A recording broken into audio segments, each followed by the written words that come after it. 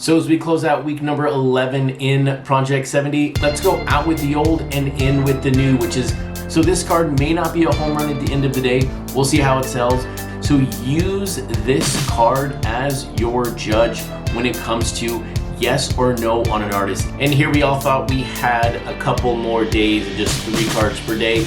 But no, Topps decided to up the game a little bit, and yesterday, Thursday, was the very first day of 4 cards, and it looks like we're going to get 4 cards from here on out in the set. But welcome to episode number 32 of the Project 70 Show. My name is Chris, otherwise I'm on Twitter, and Instagram is at CRT_Sportscards. And my website, of course, is your #1 resource for everything related to Project 70. And of course, it is Friday evening, which means there'll be new live pricing on Sunday morning on the website. So check that out if you're interested in what the secondary prices are right now for first artist cards and their foil counterparts. And now, before we get too far down the road tonight, I do need to announce the winners of the last 3 print run contests, going all the way back to the Wednesday show of last week. That Robin Yount by Mikhail B. Congrats here. This is, of course, the Discord only contest here. Jay Wren, congrats for winning that card for me. Moving over to Friday, and of course on the Friday show and then on Monday show, I did make a mistake alerting the wrong person to who won this card, so I apologize for my mistake here. But when it comes to the Shohei Ohtani by Quicks, congrats to Ricky Boyd here. Print run guess of 42.22 was the nearest to that number, and my mistake there was putting in the number wrong on my checklist, so I was looking for the wrong number. But congrats, Ricky, on winning that card from me. And then on that CES Mookie Betts, otherwise known as the Norm Love Letters card in my opinion, congrats here to Jarek Cardenas. His guess was 2014, the nearest to the actual print run of the bets. So congrats, Garrick, for winning this one. You were very close on another one, and the reason why you picked 2014 was that was Mookie Betts' rookie year. So congrats to everybody. But now as we move back to the present here when it comes to the last couple of days in Project 70, we have now seen 8 cards over the past couple of days. That was almost nearly an entire week's worth of cards in Project 2020.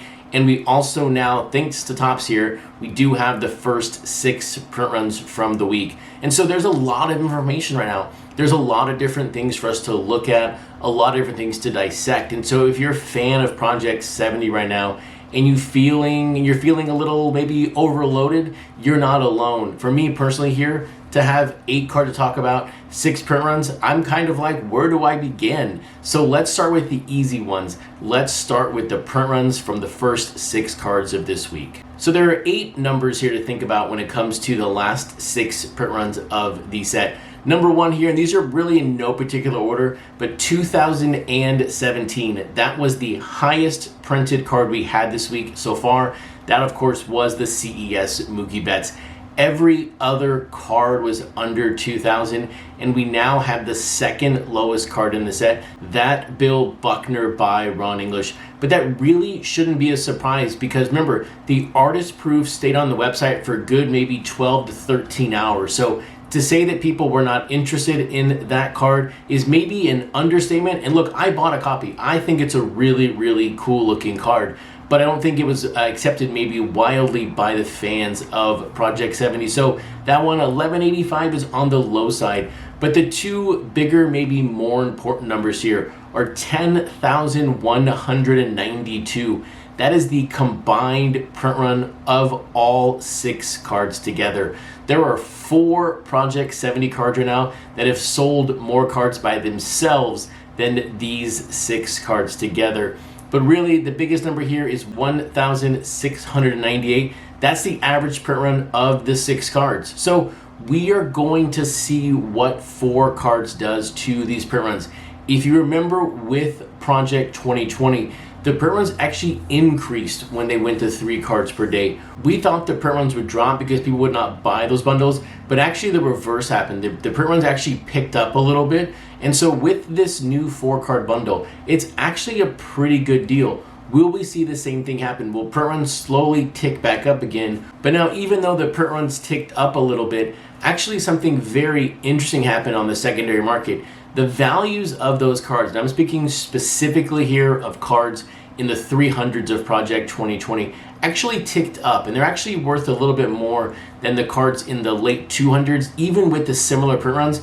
And my theory then, and my theory now, is that yes, buyers did drop off. Yes, we are going to lose buyers with the 4-card bundles now, but there are going to be more cards in less people's hands from the resale perspective. So there's going to be more buyers on the secondary market looking for these cards. So maybe this is a potential good thing for the set. So we will see how it all pans out. But really, we still have 850, 70 cards to go in the set. There's a long time to go. And maybe in a few months, Topps is releasing 6 per day. And then all this will be sort of rubbish at the end of the day. So we'll find out how it goes in the near future. But taking a look at 4 cards per day, what are the pros and what are the cons of 4 cards per day? Number one, I think when you look at a pro here for the 4-card bundle, $62.49. That is the price of the 4-card bundle. That is actually a pretty good deal. That comes out to just over $15.62 per card, which is now the lowest possible purchase price of these cards if you're just looking for one copy of the card.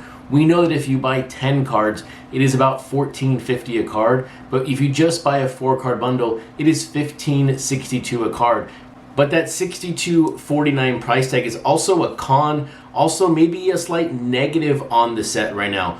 With 51 artists, with not even every team represented right now in Project 70, how often are we as consumers of this set going to be purchasing all 4 cards on a single day? I find it very rare, and I'm talking about someone like myself who, like I said the other day, was live on 21 of 51 artist sets. I just find it very hard to be purchasing $62 worth of cards 5 times a week. That's going to get very, very expensive very quickly. One thing I wish Topps would have done and sort of paid homage to Project 2020 would have been a you pick 2 bundle for $35.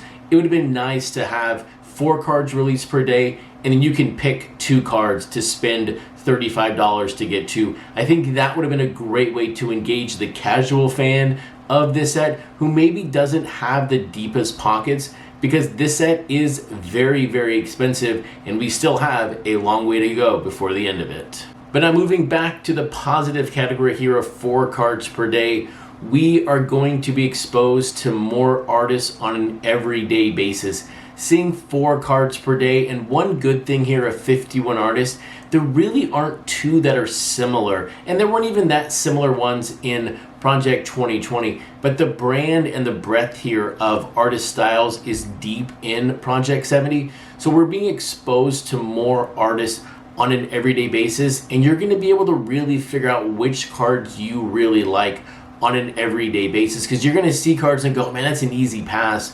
And you're also going to see cards go, man, I'd really like that card when you compare them to 3 others. You may actually end up liking an artist more in this set now because you're seeing it compared against other artists in real time. But also having 4 artists per day release their cards is also an opportunity or maybe a con here for the set.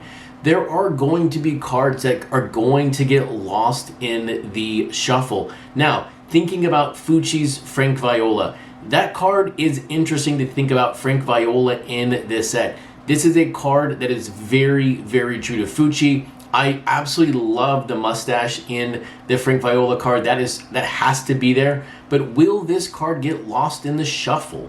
Will people forget about this card because you've got Lauren Taylor, Mike Trout, because you have Ermsey releasing his Mickey Mantle? There is going to be cards that get lost in the shuffle. And at the end of the day, yes, this set is for the fans, it's for the consumers, but it's also about spotlighting the artist. And one thing I don't want to have happen is for artists to get lost in this. And then maybe here, being a tad selfish, I also don't exactly know right now in the moment how to properly cover 20 cards in a week. You know, Monday shows are going to be pretty simple. It's only going to be 4 cards, but there's going to be a ton of print runs. On the Wednesday and Friday shows, 8 cards, a ton of print runs.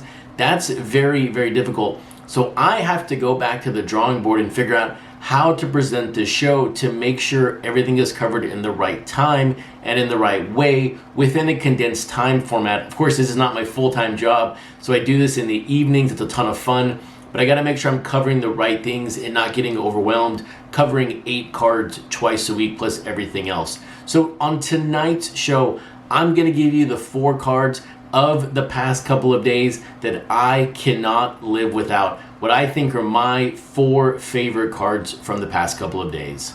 And then my favorite card of the 4 will be tonight's giveaway. So stay tuned for details on that giveaway. But here it is, and really these first 3 are no particular order, but we have Ermsey with his Mickey Mantle. Here it is, Mickey Mantle's 4th time returning to Project 70. The last time was with Tyson Beck. But this card I like for a couple of reasons. Number one, it's Ermsey. How can you not enjoy an Ermsey card? I am not a collector of Ermsey, but his cards are fun and they're just so interesting to look at, especially when you go back to this very first card of Project 2020, that Mike Trout, when we all said, what in the world is this card? But Ermsey here blends the 2 most important things around Mickey Mantle into one single card. We have 1952, the most iconic card out there in the Topps brand, the 52 Mantle, but he puts it on a 2021 Topps card, so he's melding the 2. 2021 is when Mickey Mantle came back to Topps. So I love how he played with both years into one card. So now moving away from that Ermsey Mickey Mantle, let's touch now on Lauren Taylor's Mike Trout, the man who single-handedly kills the Mariners every single time he comes to Seattle, and he's in town this weekend, so hopefully we have some better luck this year against Mike Trout. But this card, and I watched Lauren Taylor make this card on her live streams, and I'll be very honest, ELI 5, I don't know how she does this. I look at it and I watch it and I'm like, I don't know what she's doing. I see the photos. It's an incredible skill she has. I don't even know what's going on, but I just see this card come into, focus, and it's just, the detail is just incredible. And so even though it's a Mike Trout card, even though it's a player I can't stand as a Mariners fan, Lauren Taylor does some incredible artwork, and this is one of my favorite cards over the past couple of days. And now the next card was my favorite card from Thursday, and if you've been following my channel for any length of time, you understand my just absolute admiration for Jackie Robinson, which of course is going to lead me to absolutely loving the fact that Chuck Stiles puts in Larry Doby in the set. Yes, it is a Cleveland Indian. Welcome to Project 70. But of course, the media, really focused on Jackie Robinson. Jackie Robinson was the first, but just 11 weeks after Jackie Robinson touched his feet on a Major League diamond, Larry Doby was there as the first player in the American League. So Jackie gets the fame, but Larry Doby was right there. And I'm very, very happy to see an artist celebrate Larry Doby and get him in Project 70, because this is an iconic set, and that is an iconic player in Major League Baseball. And so now my favorite card over the past couple of days is my favorite card, because it is something that I've celebrated from other artists that have merged over from Project 2020 to Project 70, who has shown us some incredible range in their designs. It is going to be Tyson Beck with his Juan Soto, and it's my favorite card for one simple reason. Yes, I do like sort of everything being continuous. I like everything looking kind of the same. That is the reason why I was such a big fan of Grotesque in Project 2020. But when I saw this Project 70 card of Juan Soto, I didn't know who did it. I was shocked. I was like, this looks like no artist that I've seen in the set. I had to look at the artist on the Topps website to see who released that card. So the range here Tyson Beck shows us, I think, is a really, really good move here. I like this card. I also like how Tyson Beck plays on the Topps logo on the top left with Soto's name. So I think this card works really, really well. And so I want to give it away for free. So right now in the comments below, put your print run guess for this card. The person nearest to print run without going over will win this card free from me. But there are still 4 other cards out there to purchase on the Topps website from your favorite artists. So definitely this weekend, go buy your cards on the Topps website. With that, have a fantastic weekend, and I'll see everyone back here on Monday night for episode number 33 of the Project 70 show.